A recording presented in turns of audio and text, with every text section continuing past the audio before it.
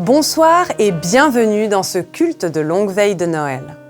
Un culte un peu spécial, comme cette année 2020 qui se termine. Il n'est pas retransmis en direct d'un temple, comme vous en avez l'habitude. Dans le contexte de pandémie qui s'éternise, nous avons fait le choix de vous transporter ailleurs, pour vous offrir une veille de Noël dans une forme inédite. Des moments liturgiques, il y en aura donc, tout comme des temps de méditation, de musique et aussi de chant. Pour porter cette célébration et amener le message de Noël, je passerai le flambeau aux deux célébrants qui se joignent à nous.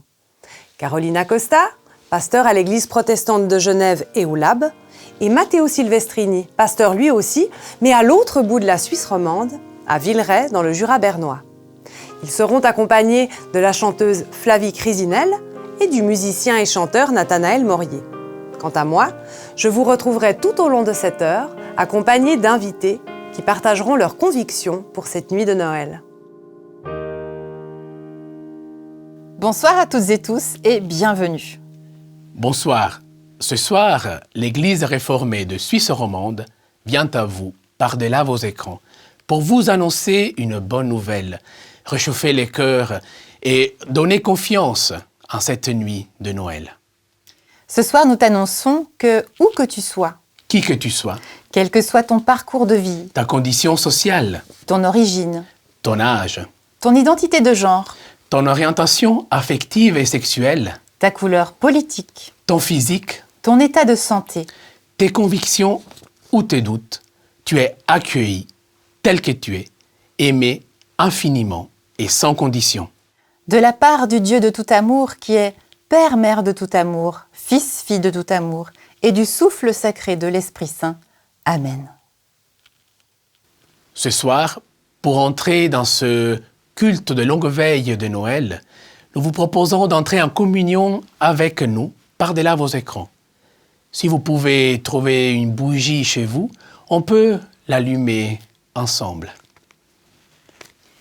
Si on vous demande d'où vous venez, demandait Jésus, répondez, nous venons de la lumière, là où la lumière est née d'elle-même. Nous avons cette première bougie, symbole de cette lumière originelle, source de toute vie, à partir de laquelle toutes les autres lumières s'allument.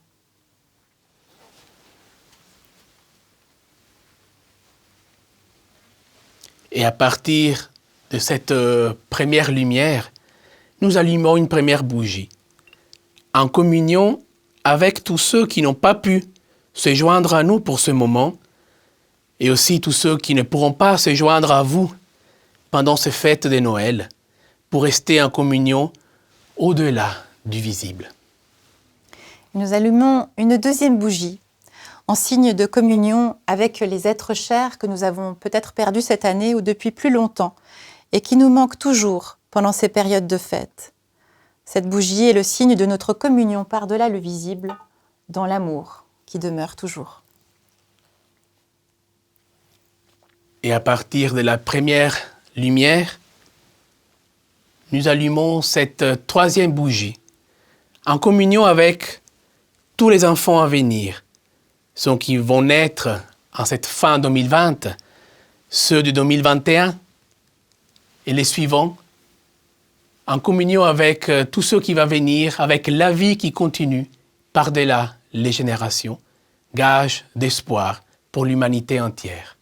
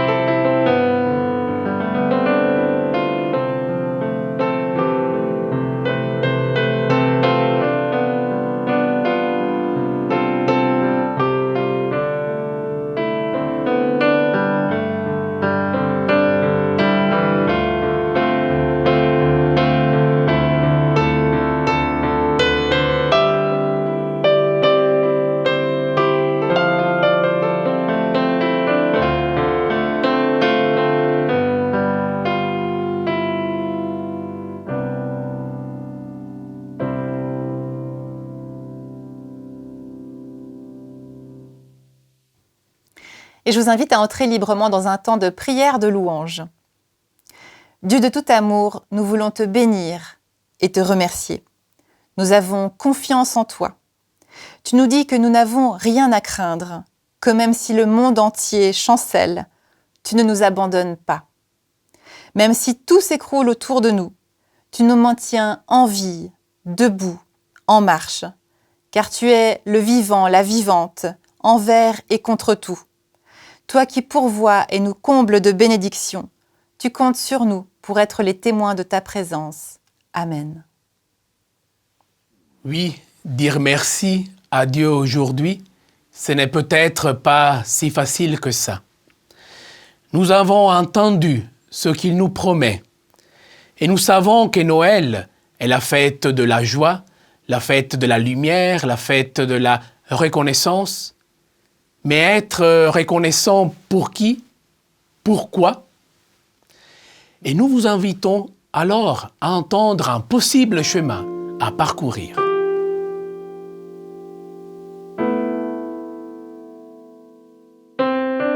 Myriam Karlström, bonsoir. Bonsoir.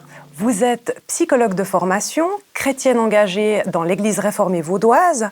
Ce soir, avec vous, nous allons jeter un coup d'œil sur l'année particulière qui vient de s'écouler. Une année qui a demandé beaucoup d'énergie, qui a dévoilé des zones d'ombre, mais aussi des zones de lumière. Comment décrire ce qui s'est produit le 13 mars dernier, après l'annonce du semi-confinement en Suisse ? Pour moi, ce qui m'est revenu en réfléchissant à cette rétrospective, c'est une image qui m'avait été donnée par mon parrain, un jour où j'ai appris une nouvelle vraiment très triste pour ma propre existence et où j'étais ravagée. Et il m'a dit, tu sais, ce que tu viens de vivre, c'est comme une météorite qui t'est tombée devant le nez. Et une météorite, c'est lourd, ça fait du bruit et surtout, ça fait plein de poussière. Et aujourd'hui, ce que tu vois, c'est la poussière, donc pas grand-chose. Attends que la poussière descende et tu verras, autour de la météorite, il y aura d'autres chemins. Alors justement, quelles sont les réactions que vous avez pu observer autour de vous ? J'ai l'impression qu'il y avait en tout cas 3 formes de réactions que j'ai observées. Soit la sidération, ce coup d'arrêt qui fait comme un coup au plexus et qui fait qu'on ne peut plus respirer. Et de se trouver pris dans quelque chose de lourd, qu'on pourrait qualifier de dépression, dans le sens où c'est de la tristesse, c'est l'impression que tout s'arrête, qu'on ne pourra plus rien faire. Une autre réaction possible, et ça, j'ai pu l'observer autour de moi, c'est la colère. La colère en disant « mais c'est pas possible, c'est exagéré, c'est pas chez nous que ça se passe », et d'être comme ça dans un mode très actif, mais de lutte, d'aller contre. Ou alors, une réaction, et il se trouve que ça a été la mienne, de se dire « bon, ok, c'est comme ça, qu'est-ce qu'on fait ?» Et d'être tout de suite dans l'action. Quelles ressources avez-vous identifiées pour faire face au mieux à ce type d'imprévu ? Je pense que les ressources, elles sont propres à chacune et à chacun. Le risque, quand on est face à une situation comme ça, de crise, avec beaucoup de mauvaises nouvelles, la radio, la télévision, c'était vraiment difficile d'échapper à chaque jour, jour après jour, à ces mauvaises nouvelles, c'est de penser que la réalité d'aujourd'hui va être vraie pour toujours. Et ça, c'est quelque chose qui, en tout cas dans ma façon d'aborder la vie, que je trouve qui est handicapant, qui est inhibant. Et le fait de pouvoir se dire « ok, c'est comme ça maintenant, comment est-ce qu'on fait pour traverser ?» Mais c'est une traversée. Et le propre d'une traversée, c'est qu'on passe d'une rive à l'autre. Certes, on ne sait pas très bien où est l'autre rive et quand on va y arriver, mais on est sur ce chemin. Et pour moi, le fait de pouvoir se situer, et parfois ça demande un effort, mais de se dire « on est sur un chemin » et c'est pas comme aujourd'hui que ça va être pour toujours, c'est quelque chose qui a été très aidant et c'est quelque chose que j'ai essayé d'instiller, de donner notamment à nos enfants pour qui c'est plus difficile cette inscription dans le temps. Plus on est jeune, plus c'est difficile et de leur montrer, de dire oui, par exemple pour les enfants, le jour où le masque a été obligatoire à l'école, on a des enfants de plus de 12 ans, ça a été quelque chose de très difficile pour eux d'accepter et de pouvoir leur dire ok, on peut rien y faire, mais allez-y, et puis un jour, vous n'aurez plus besoin du masque. Alors évidemment, on ne peut pas leur dire quand, mais... Est-ce qu'il y a d'autres ressources qu'on peut mobiliser? Oui, c'est-à-dire que chacune, chacun, on est dans sa propre réalité. Et c'est vrai qu'une manière aussi de pouvoir traverser, c'est de réaliser qu'il y a des gens qui ont moins de chance que nous. Et je pense que chacun peut se dire, il y a des personnes qui ont moins de chance que nous. Et l'autre élément est comment est-ce qu'on réagit à ça? Est-ce qu'on se sent coupable d'avoir un certain nombre de privilèges ou pas? Comment est-ce qu'on réagit à ça? Et je crois qu'une manière très forte, assez naturelle et qui s'est vraiment manifestée en Suisse, notamment pendant cette crise, c'est le fait de pouvoir dire merci ou de pouvoir aider. On a vu aussi tout l'élan de générosité des jeunes de certaines communes. Moi, je vis dans une commune qui a choisi d'identifier tous ses habitants de plus de 65 ans, de tous les contacter pour vérifier qu'ils ne manquaient de rien. Et ils ont sollicité des plus jeunes pour être des relais si jamais il y avait besoin de faire les courses, etc. Et je crois qu'un des signes aussi de cette reconnaissance, c'est qu'il y ait une manière de traverser par le partage, c'est que nos œuvres, notamment le CSP et Caritas, ont très vite réagi en faisant un fonds spécial pour aider les gens dans cette situation de crise. Et aujourd'hui, c'est près de 2 millions de francs qui ont été donnés par des individus, par des collectivités pour ce fonds spécial, en plus de ce qui est donné habituellement aux œuvres. Comment être reconnaissant? De quoi être reconnaissant lorsqu'on a, par exemple, perdu un proche, perdu son emploi, ou, comme nous tous cette année, été privé de la proximité avec les personnes qui nous sont chères? Ça, c'est une question difficile. Et pour moi, la reconnaissance, en fait, c'est dire merci. Et dire merci, eh bien, c'est quelque chose que l'on peut faire même si on est dans la misère la plus totale, que ce soit une misère économique, que ce soit une misère affective, si on est en deuil, c'est toujours possible de dire merci. On n'a pas toujours envie de dire merci. Mais ce que je crois et ce que j'ai expérimenté, c'est que parfois, chercher à qui, à quoi on peut dire merci, permet déjà de changer quelque chose pour soi. Et hier matin, il se trouve qu'il y avait un magnifique lever de soleil. Et il y avait déjà eu des magnifiques levées de soleil les jours précédents, j'avais fait plein de photos, et mon mari part au travail en disant « T'as vu, tu veux pas faire une photo ?» Puis je lui dis « Ah non, j'en ai fait la semaine passée, on va quand même pas faire une photo chaque fois qu'il y a un beau lever de soleil. » Et 10 minutes après, c'était pas possible de pas faire une photo, tellement c'était beau. Et ça, ce qui est monté en moi en voyant ce paysage, c'était merci pour cette nature, merci pour ce beau paysage. Ma journée pouvait avoir mal commencé, mais cette lumière, lever du soleil, faisait que il y avait un merci qui pouvait émerger, qui pouvait durer qu'une demi-seconde, parce que la journée continuait après. Mais je pense que c'est une manière de rester en lien avec la vie, de rester sur le chemin, même si on est dans une situation de réalité très très difficile sur le moment. Merci Myriam Karlström pour votre témoignage et pour ces quelques pistes pour aller de l'avant. Je vous souhaite de belles fêtes de Noël. Merci, à vous aussi. C'est vrai que dire merci, cultiver la gratitude, c'est parfois un chemin, une traversée, comme l'a dit Myriam. Elle le disait, hein, c'est parfois difficile, on n'a pas toujours envie de dire merci, et pourtant, c'est possible de le faire.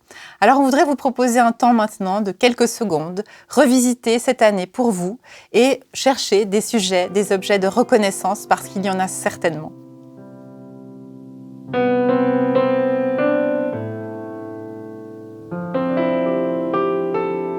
Oui, Seigneur, merci. Merci pour tous ces visages qui nous sourient derrière leur masque. Merci pour tous ces bras qui nous ont apporté nos courses. Merci pour les petites choses drôles et réjouissantes de la vie qui n'ont pas manqué durant cette période si compliquée. Et encore merci pour ton amour qui ne nous a jamais quittés.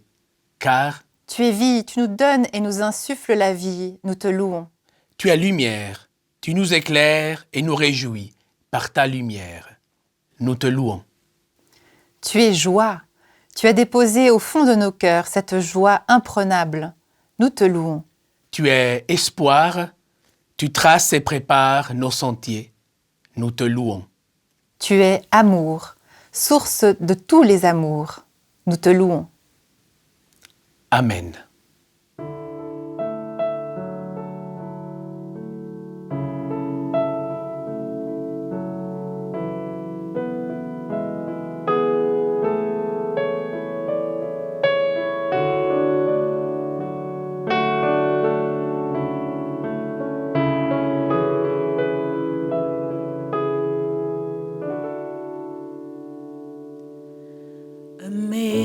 Amazing grace, how sweet the sound that saved a wretch like me.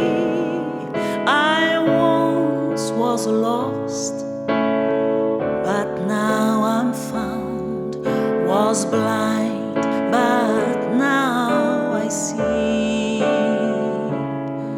'Twas grace that taught my heart to fear, and grace my fears relieved. How precious did that grace appear, the how I first believed. I've been set free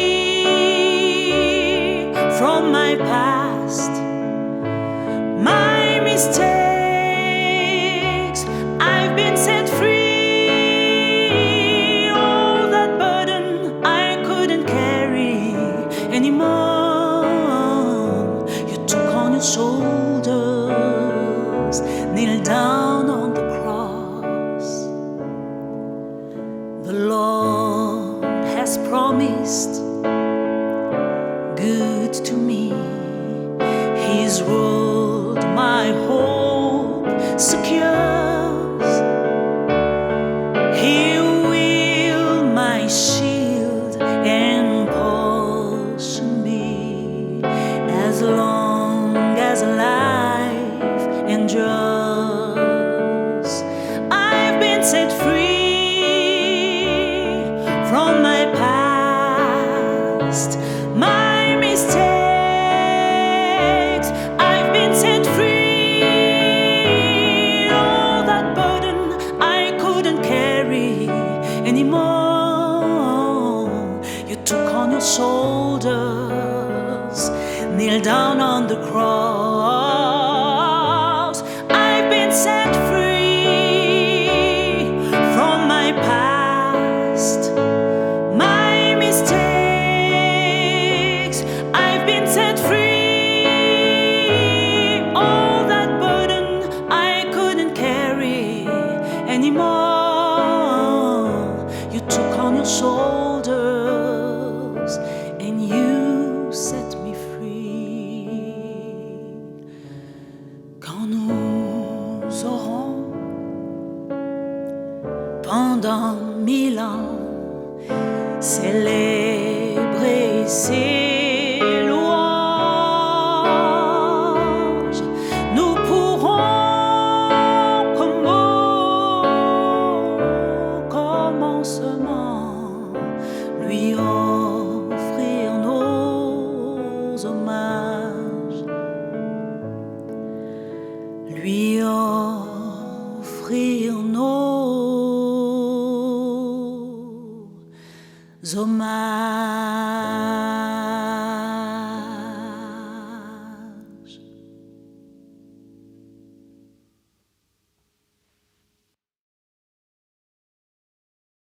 Je vous invite à entrer dans un temps de méditation silencieuse que je vais vous guider. Simplement parce que le silence est certainement le plus bel espace que nous puissions nous offrir pour recevoir pleinement cette parole qui précisément vient de si loin, pour que nous puissions l'accueillir et la recevoir. Pour entrer dans ce temps de méditation, je vous invite, là où vous êtes, à simplement fermer les yeux pour les ouvrir au-dedans de vous. Et nous prenons quelques secondes, simplement pour sentir comme nous sommes là, ici et maintenant. Juste prendre le temps de vous accueillir dans vos sentiments, vos perceptions physiques. Juste sentir tel que c'est, sans jugement, mais avec douceur et bienveillance.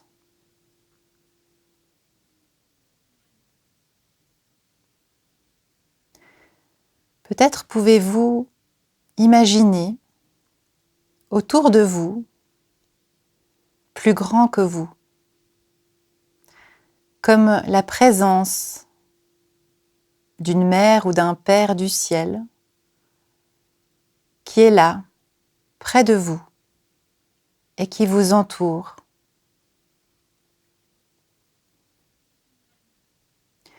Qui vous dépose dans ses bras, vous entoure de toute la douceur, la tendresse et la bienveillance.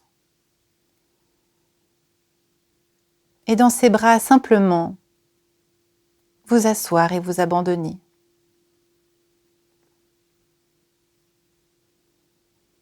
Peut-être que cette présence peut avoir une couleur dorée, lumineuse, rayonnante. Peut-être que cet amour qui vous entoure peut vous traverser et venir nourrir votre cœur. Comment est-ce que je me sens ce soir? De quoi j'ai besoin au cœur de cette nuit de Noël?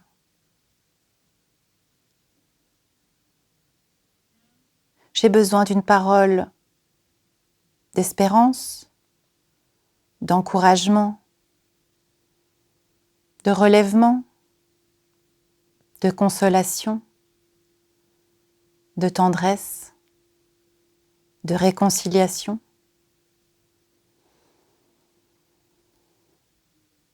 Je vous invite à simplement laisser venir ce qui est là et à ouvrir les portes de votre cœur pour recevoir cette parole qui vient de plus loin encore que les confins de l'univers et qui vient pour toi ce soir comme une bonne nouvelle.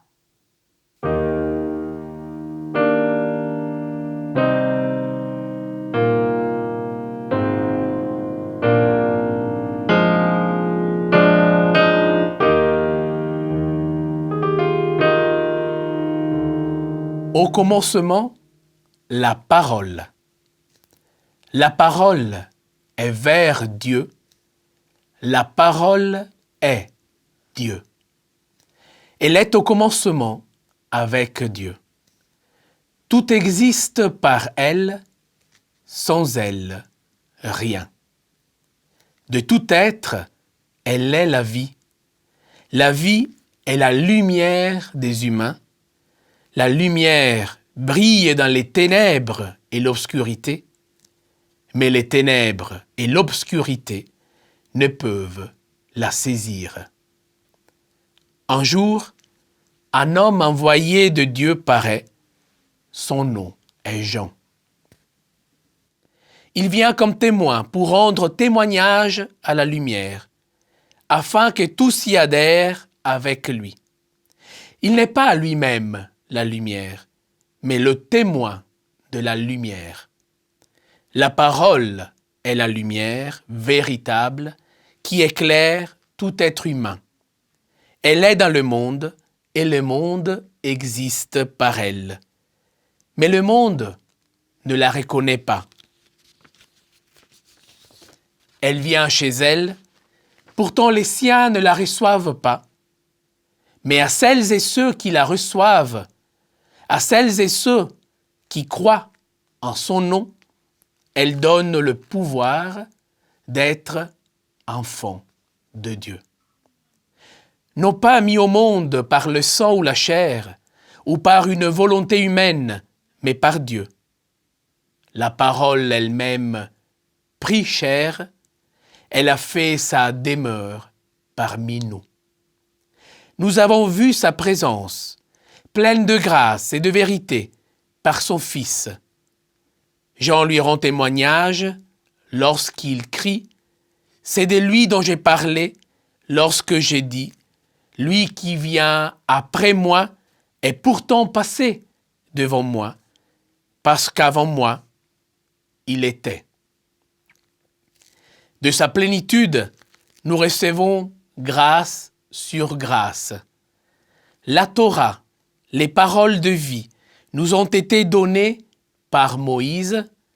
La grâce et la vérité nous sont venues par Jésus-Christ. Personne n'a jamais vu Dieu, mais Dieu, Fils unique, qui demeure dans les seins du Dieu Mère, nous l'a fait connaître. Parole dans l'Évangile de Jean, au chapitre 1. Amen. Et je nous invite, durant les quelques notes de musique que vous allez entendre maintenant, à peut-être vous laisser rejoindre par une parole ou une image qui a résonné un peu plus que les autres ce soir pour vous, et à simplement la recevoir et voir où elle vous emmène.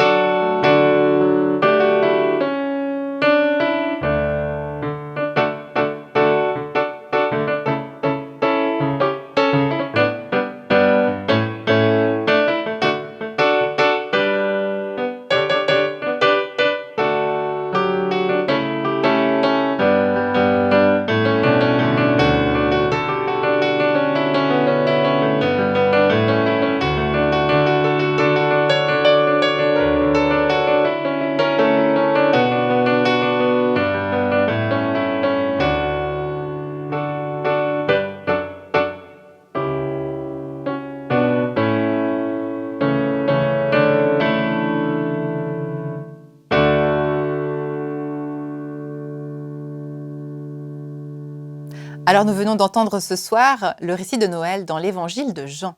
Et surprise, pas de crèche, ni de Marie, de Joseph, de bœufs, d'ânes, de bergers, de mages. Oui, mais bon Mathéo, on se dit que voilà, ce récit de Noël, on le connaît, il est lu chaque année. Alors cette année, c'est un Noël différent. Donc on s'est dit, prenons un texte de Noël différent. Ce qui est intéressant dans l'Évangile de Jean, c'est que c'est aussi l'histoire de la naissance du Christ autrement, peut-être d'une manière un peu plus cosmique, on pourrait dire, et surtout avec beaucoup de poésie. Et on avait envie ce soir de reprendre ces textes au cœur de la nuit, ces textes pleins de lumière, pleins d'espérance, de poésie. Et nous venons de le vivre justement dans ce temps de méditation guidée silencieuse pour entendre justement cette parole dont vous avez entendu qu'elle disait « Au commencement, la parole ». Et le silence est le lieu adéquat pour laisser entendre cette parole qui a jailli au commencement du monde. Ben oui, au fond comme une lumière qui éclaire dans l'obscurité. D'ailleurs, si on sortait maintenant dans la rue, on plongerait dans l'obscurité et le silence. Mais si on levait les yeux au ciel, on verrait les étoiles briller. D'ailleurs, si on prend une petite bougie et qu'on l'allume, d'ailleurs, faites l'expérience aussi à la maison, allez dans une petite pièce toute sombre, fermez même les volets, et puis allumez la petite bougie, même si elle est toute petite, vous verrez qu'elle va éclairer même les petits recoins de la pièce. Et c'est un peu comme ce décor, au fond, tout sombre, mais c'est justement le décor sombre qui permet aux petites lumières d'apparaître de manière beaucoup plus évidente. Mais bon, mais si c'est ça, pourquoi Jean, dans son évangile, il dit que les ténèbres ne peuvent pas accueillir la lumière? Ou est-ce qu'au fond, nos malheurs, nos souffrances sont tellement fortes, tellement épaisses, qu'aucune lumière peut les éclairer? C'est vrai que cette question, au fond, du mal ou du malheur qui nous frappe si durement parfois, peut venir nous perturber dans notre foi. Et moi, ça m'est aussi arrivé, évidemment, parce qu'il Il y a quelque chose de l'ordre du mystère. On n'arrive pas à attraper cette question du mal, on n'arrive pas à lui trouver véritablement du sens. Et je me demande si on ne devrait pas tout simplement accepter cette vulnérabilité humaine, cette petitesse humaine devant un grand mystère qui nous échappe et qui nous échappera probablement toujours. Nous ne sommes que des humains. Et en même temps, je crois que notre être profond, c'est précisément aussi de creuser ces questions, de trouver des interprétations. Alors, une image qui me vient à travers ce récit de Jean, c'est cette image du soleil. Le soleil, il est là en permanence, il brille partout, sans condition, il éclaire tout autour de lui. Mais, comme d'ailleurs dit le livre de Qoéleth, le soleil brille sur les bons et sur les méchants. La seule manière de se couper du soleil, c'est peut-être d'entrer dans une chambre et de fermer les volets. En gros, tu es libre de te morfondre dans ta pièce obscure, en quelque sorte. Mais en même temps, l'évangile de Jean, pour moi, il est un peu compliqué sur ces points-là. Parce qu'il dit en même temps que la lumière, elle est pour tous les humains, mais que les ténèbres ne peuvent pas l'accueillir. Ça veut dire quoi, ça ? Moi, ce que je comprends, c'est qu'effectivement, la lumière, elle est en permanence. À l'extérieur de mes volets, elle va toujours briller. Mais dans ma chambre toute obscure et noire, même quand je suis plongée dans des malheurs, dans des souffrances, la lumière à l'extérieur, ça ne va pas l'empêcher de briller, elle va continuer. Pour moi, c'est comme une manière de dire que même que je suis dans ces difficultés, ces obscurités, ces ténèbres, la lumière ne peut pas engloutir cet espace où je suis. Donc au fond, je suis libre d'ouvrir les volets et laisser m'envahir de lumière, en fait. Mais concrètement, ça veut dire quoi, ça ? C'est quoi la lumière, concrètement ? Je comprends ça comme cette lumière qui en permanence essayait de se frayer un chemin jusqu'à notre cœur pour venir nous toucher, nous atteindre et nous donner cette invitation à privilégier toujours le lien, la relation, à ouvrir ses fenêtres pour plus de justice, de compassion dans le monde. Et pour moi, cette bonne nouvelle à Noël, c'est justement cette parole qui dit que rien ne pourra jamais nous séparer de l'amour qui se donne, qui se transmet en permanence autour de nous, qu'on soit d'accord ou pas, en fait, on pourrait dire. Et la preuve que cette parole est éternelle, c'est qu'elle est arrivée jusqu'à nous ce soir. C'est vrai, mais malheureusement, on peut aussi dire que ce n'est pas une grande réussite. Parce que le monde serait plus doux si c'était vraiment le cas. Alors que force est de constater que tous les jours, ce n'est pas le cas, et surtout en ce moment.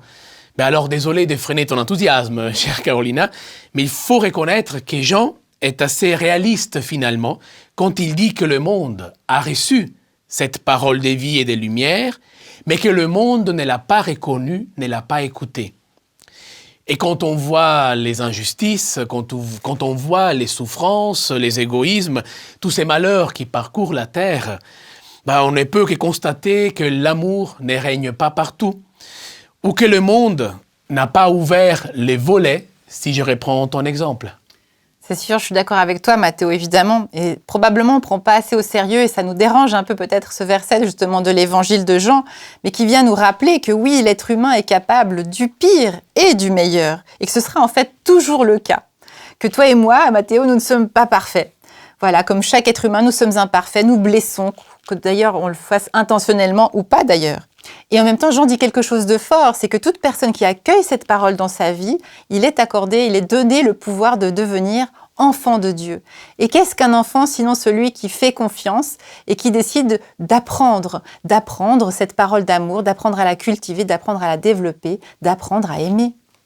Oui, ça me touche beaucoup ce que tu dis, parce qu'au fond, c'est vrai, être appelé à cet apprentissage pour devenir nous-mêmes, signifie aussi être nous-mêmes le reflet de cette lumière. En fait, plus je mets cet amour en pratique, et plus cette lumière grandit en moi et autour de moi. Ce n'est pas hasard d'ailleurs si Jésus nous a dit « Vous êtes la lumière du monde ». Et pour moi, finalement, l'expérience de Noël, ce n'est pas seulement fêter la naissance du Christ, mais c'est aussi fêter cet esprit de Noël-là, cet esprit de Noël qui nous invite à répandre la lumière autour de nous. Et l'idée que chacun de nous peut enfanter cette lumière de Dieu sur la terre. C'est-à-dire plus de justice, plus d'amour, plus de paix, et pourquoi pas aussi à permettre à d'autres d'ouvrir ces satanés volets. Oui, au fond, que malgré les apparences, l'amour se cache toujours derrière les volets de notre cœur, que l'amour est présent en permanence et que rien ne peut nous séparer de cet amour de Dieu. Aucun mal, aucune mort, parce que l'amour est éternel. Bon, ça n'enlève pas les souffrances, il faut composer avec, elles sont là, mais au moins on peut les mettre dans une autre perspective. Moi, je me rends compte, par exemple, que c'est dans les difficultés que j'ai pu réaliser ce qui m'était le plus essentiel. Dans le semi-confinement, par exemple, lorsque nous avons été privés de nous voir avec nos proches, j'ai réalisé à quel point ce qui était essentiel pour moi, c'était mes relations amicales, familiales, par exemple. Oui, moi aussi je vois bien que c'est dans l'épreuve que la puissance de la solidarité se manifeste. Moi aussi j'ai été très touché pendant les semi-confinements de ces petits mots, cette créativité qui tout d'un coup a surgi. Mais tout simplement aller faire les commissions pour quelqu'un d'autre, des mots d'encouragement, des mots d'amitié, d'amour, tout simple. Au fond, c'est dans l'épreuve qu'on peut découvrir le pouvoir de la compassion. Oui, et c'est en passant par la croix que je peux m'ouvrir à la puissance d'un renouvellement ou d'une résurrection. C'est par la naissance d'un tout petit bébé qu'on peut découvrir la toute-puissance de l'amour. Oui, et c'est peut-être pour moi la seule manière d'accueillir l'amour, en offrant et en osant entrer dans la lumière et en vivant en profondeur cette parole qui retentit à tous nos commencements. Amen.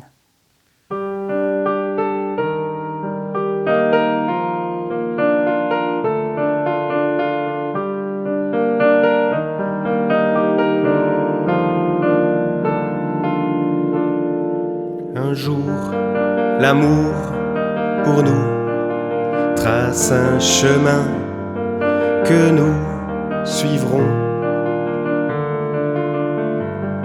Quand nous aurons délié nos liens pour l'accueillir enfin.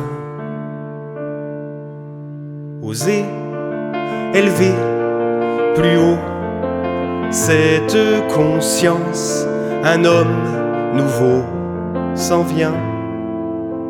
Il n'est que vous, que moi, c'est un enfant qui ne demande que du soin.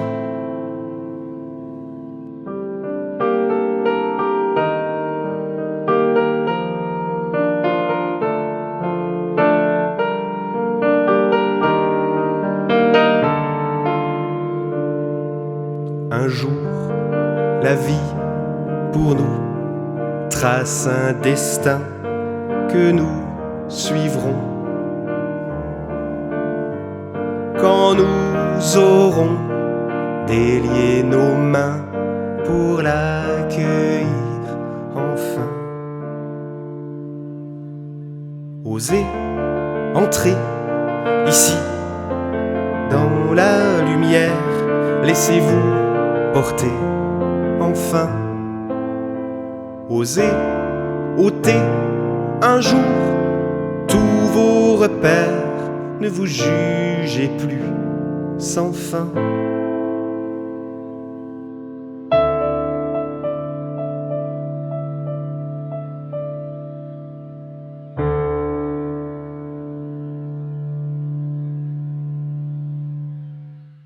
Bonsoir Adolphe Guy, bonsoir Monsieur le conseiller fédéral. Nous sommes très heureux que vous nous rejoigniez pour ce culte de longue veille.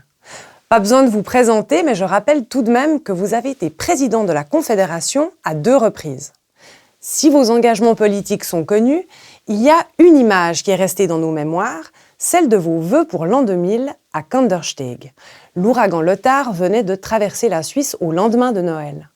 Est-ce que c'est ce Noël qui vous a le plus marqué ?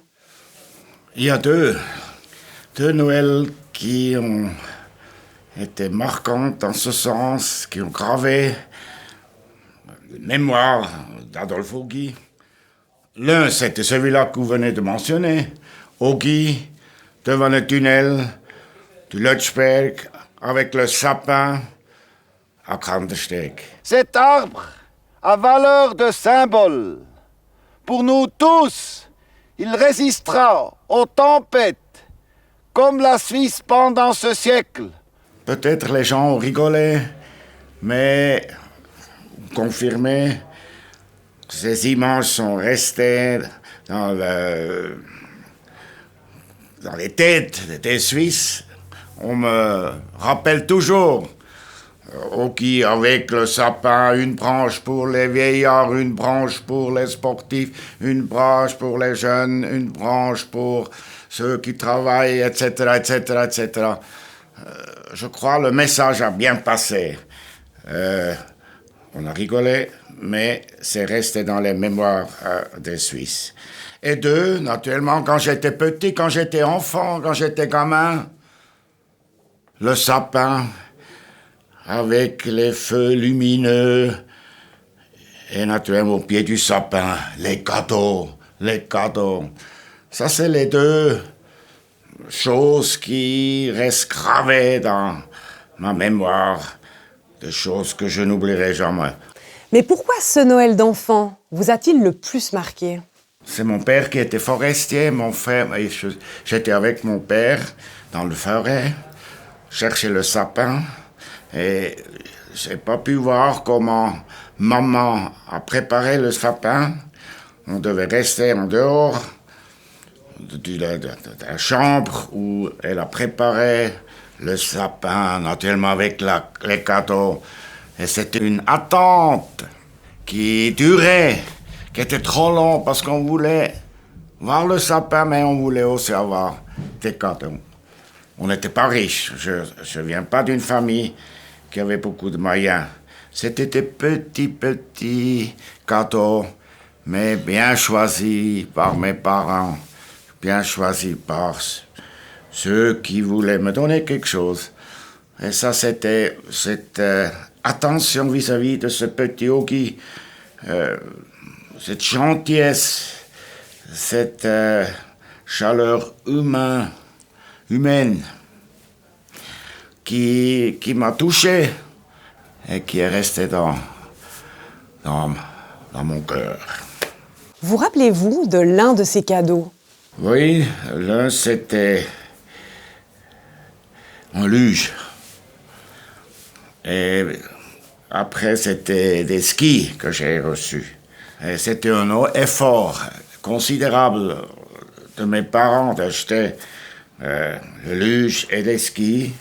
Et aussi, j'aimais sauter. Tous les mercredis après-midi, on sautait à Kandersteg. C'était formidable. Jeunesse formidable. À l'origine, Noël, c'est la fête d'une naissance. Comment la vivez-vous? Noël, pour moi, c'est la fête la plus importante. Naturellement, cette année, c'est devenu très, très difficile. Je regrette.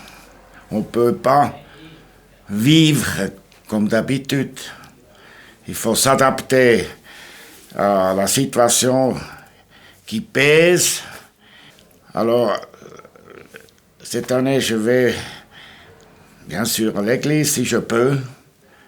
J'espère que je peux aller chez ma fille en Montana. Et naturellement, on respecte les règles, on respecte tout ce qu'on doit respecter. Mais j'y tiens quand même que je peux fêter dans ce sens Noël. Je crois que Noël est quand même une période où on a, quelques exceptions, on a le temps de réfléchir. Et il faut utiliser ce temps pour peut-être mieux partir dans une année qui va nous apporter, j'espère, plus de plaisir.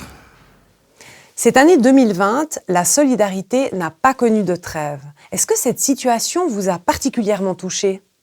Bien sûr, bien sûr. J'ai suivi les ordres du Conseil fédéral. On a perdu notre liberté. C'est très difficile de vivre cette situation. C'est la raison pour laquelle je prie aussi à Noël que cette situation passe, que l'avenir est meilleur, que l'avenir nous apporte, nous, cette liberté qu'on a eue, cette joie de vivre. On n'a plus cette joie de vivre. Ça, c'est dramatique et c'est la raison pour laquelle je demande aussi aux autorités de nous donner confiance dans leur message et qu'ils nous donnent la chaleur humaine qui est nécessaire pour y croire à l'avenir, un avenir meilleur. C'est le message que vous pourriez adresser si vous étiez encore sous la coupole. Mais vous, aujourd'hui, Adolphe Guy, qu'auriez-vous envie de dire ? Heureusement, je ne suis plus à Berne, sous la coupole.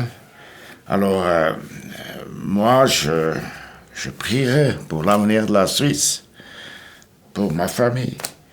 Et je prierai aussi que cette situation difficile s'arrête le plus tôt possible et que le vaccin qui arrive ait le résultat que tout le monde attend.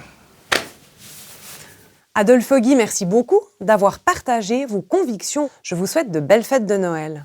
Même chose à vous et à tous ceux qui nous écoutent et tous ceux qui nous voient. Joyeux Noël et bonne année à vous tous.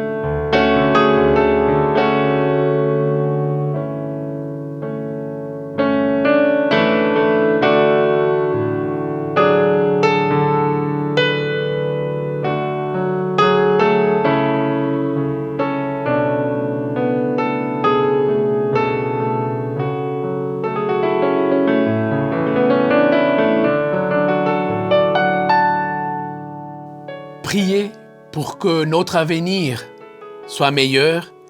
Priez pour que les humains puissent donner autant d'importance aux aînés, aux jeunes, à la santé, à l'économie, au bien-être de tous.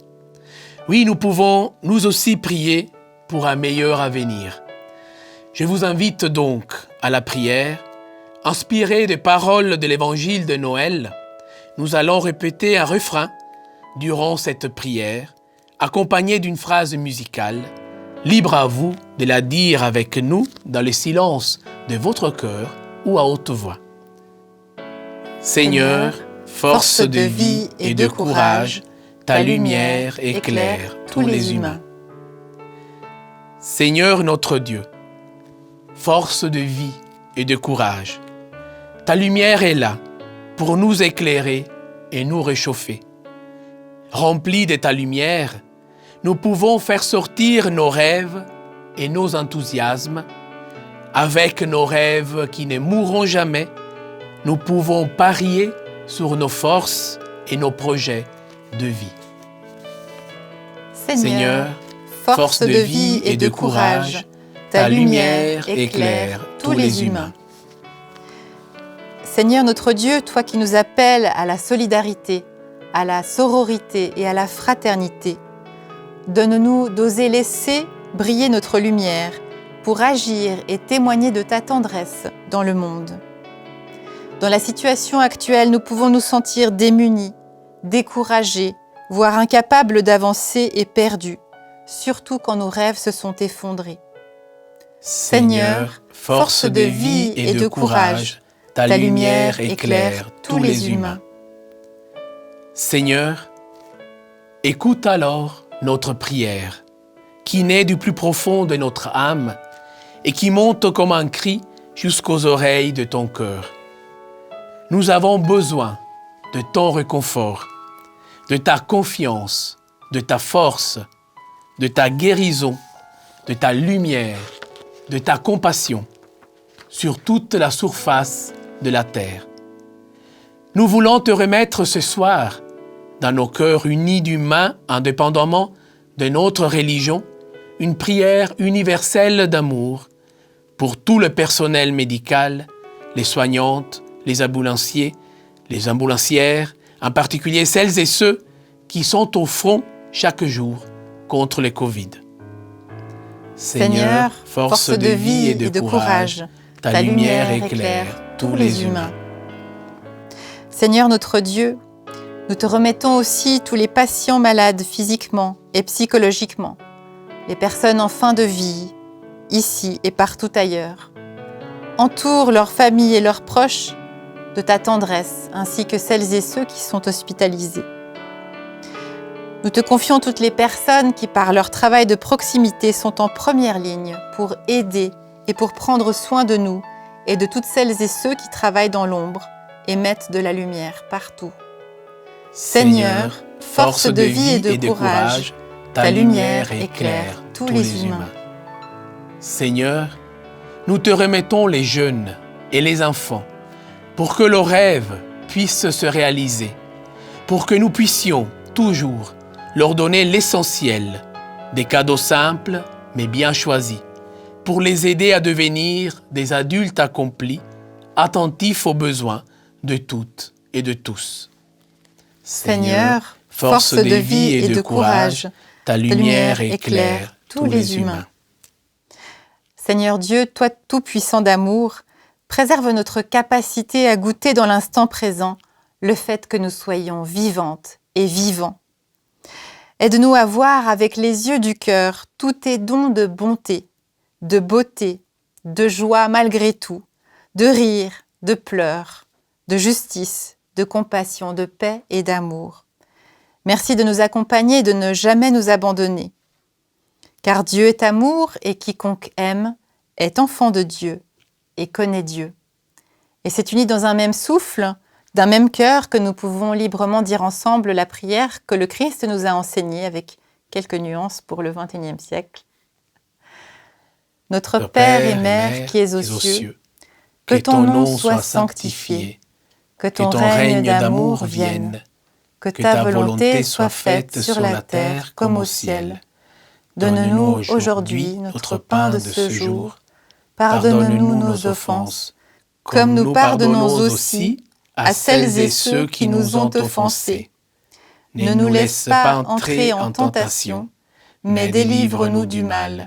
Car c'est à toi qu'appartiennent le règne, la puissance et la gloire de tout amour. Amen.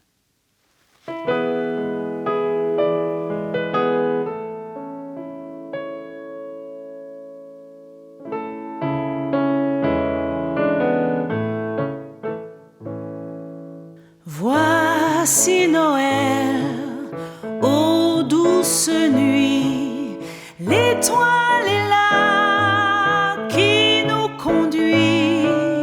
Allons donc tous avec les mages porter à Jésus nos hommages, car l'enfant nous est né, le Fils nous est donné.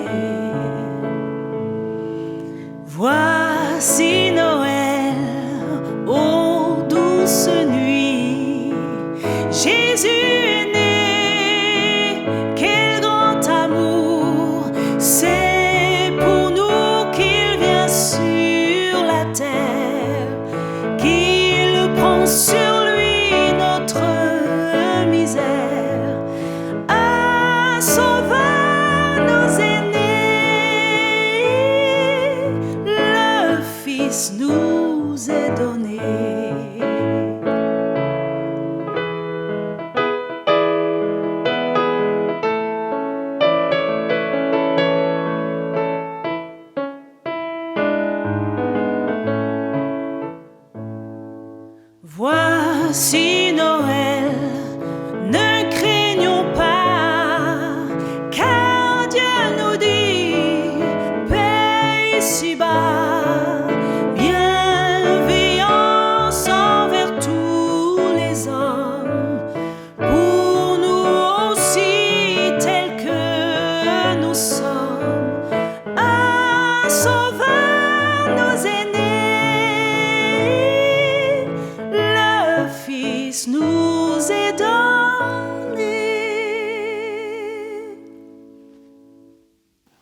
Nous arrivons bientôt au terme de cette célébration et de la même manière que nous avons allumé des bougies au début comme symbole de cette communion à travers l'invisible par la lumière, eh bien nous allons à présent éteindre les bougies.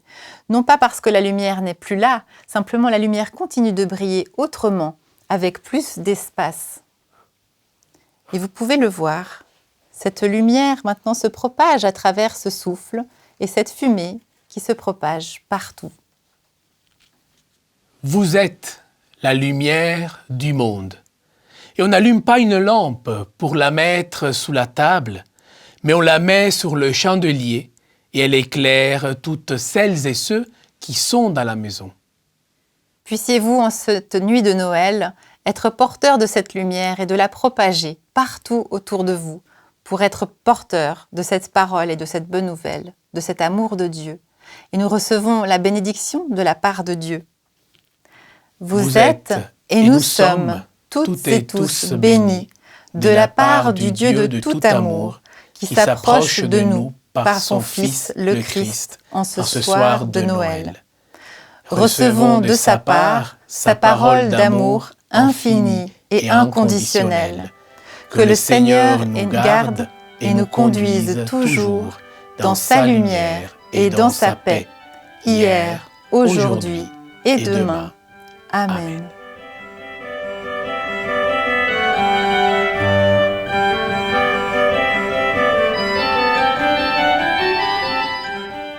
Nous arrivons au terme de ce culte de longue veille.